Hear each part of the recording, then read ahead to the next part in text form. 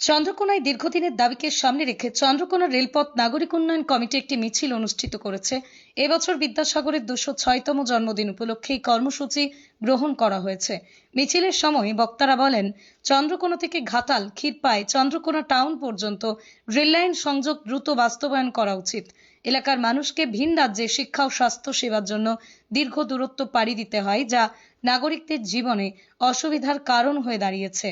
চন্দ্রকোনা রেলপথ নাগরিক উন্নয়ন কমিটির সদস্য সমীর কুমার ঘোষ জানান, আমরা লিখিত আকারে গণস্বাক্ষর নিয়ে প্রধানমন্ত্রী ও রেলমন্ত্রীকে পাঠিয়েছি। তবে রেলপথ না হলে আমরা জনস্বার্থে উচ্চতর আদালতে মামলা করার সিদ্ধান্ত নিয়েছি। সমীর ঘোষ আরো বলেন, চন্দ্রকোনা রেলপথের জন্য আমরা দীর্ঘদিন ধরেই দাবি জানাচ্ছি। আজকের মিছিল আমাদের ঐতিহাসিক দাবি পুনর্ব্যক্ত করছে। আন্দোলনে ফল না হলে আমরা পরবর্তীতে আরো বড় পদক্ষেপ নেব। আজকে আমরা দীর্ঘদিন ধরে চন্দ্রকোনা রেলপথ আন্দোলনের দাবি জানাচ্ছি। আজকে পণ্ডিত ঈশ্বরচন্দ্র বিদ্যাসাগর মহাশয়ের ২০৬তম জন্মদিবস, তার চরণে শতকোটি প্রণাম ও বিনম্র শ্রদ্ধাঞ্জলি। আমার বাড়ির সংলগ্ন যে আবক্ষ মূর্তি আছে তার স্মৃতি, তার আবক্ষ মূর্তিতে পুষ্পার্ঘ্য নিবেদন এবং মাল্যদান করে আমরা আজকে ঐতিহাসিক আন্দোলনে পথে নেমেছি। যা আমাদের এই দাবি দীর্ঘদিনের। চন্দ্রকোনার বিভিন্ন স্তরের মানুষ, আপামর জনসাধারণ স্বাস্থ্য, চিকিৎসা এবং তীর্থযাত্রী হিসাবে ভিন রাজ্যে যাওয়ার জন্য রেলপথের দাবি দীর্ঘদিনের, কিন্তু এখন পর্যন্ত তা কোনো সুরা হয়নি। আমরা ঘাটাল মহকুমাবাসী হিসাবে দাবি জানাচ্ছি, আমাদের ঘাটাল মহকুমা বীরসিংহ বিদ্যাসাগর মহাশয়ের জন্মস্থান। তিনি একজন অন্যতম স্বাধীনতা আন্দোলনের পথিকৃৎ সমাজ সংস্কার ছিলেন। তিনি ছিলেন বর্ণপরিচয় রচয়িতা, স্ত্রী শিক্ষার প্রসার, নারী শিক্ষার প্রসার, বিধবা বিবাহ চালু করা এবং বাল্য বিবাহ প্রতিরোধ। আজকে সেই জায়গায় রেল লাইন পাতা হয়নি। ঘাটাল বন্যাপ্লাবিত এলাকা, সেই বন্যা জলের তলায় থাকে, সেই জায়গায় জনসংযোগ বিচ্ছিন্ন হয়ে থাকে।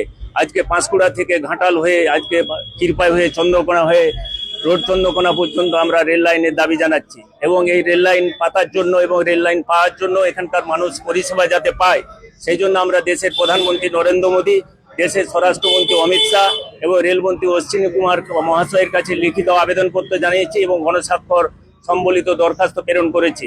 আমরা এই আন্দোলন সফল করার জন্য আমরা আগামী দিনে যদি এই আমাদের ঘাটাল মহকুমায় এবং চন্দ্রকোনা রোড থেকে যাতে ঘাটাল পাঁশকুড়া পর্যন্ত রেল লাইন সংযোগ স্থাপন না করা হয়, তাহলে আমরা উচ্চতর আদালতে জনস্বার্থ সম্পর্কিত মামলা দায়ের করব বলে আমি চন্দ্রকোনাবাসীর কাছে আবেদন রাখছি।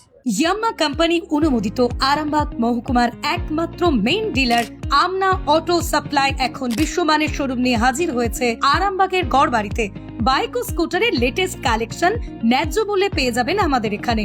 অত্যাধুনিক মেশিন, কম্পিউটারের সাহায্যে গাড়ির সমস্ত ফল্ট চিহ্নিত করা এবং কোম্পানির ট্রেনিং প্রাপ্ত মেকানিক দ্বারা গাড়ির সার্ভিসিং করার সুব্যবস্থা রয়েছে।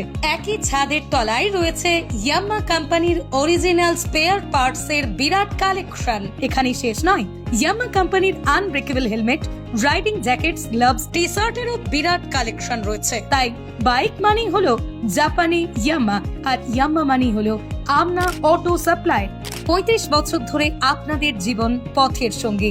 আমাদের ঠিকানা গড়বাড়ি, আরামবাগ, হুগলি। যোগাযোগ নাম্বার 9083247009 অথবা যোগাযোগ করুন 9083247007 এই নাম্বারে।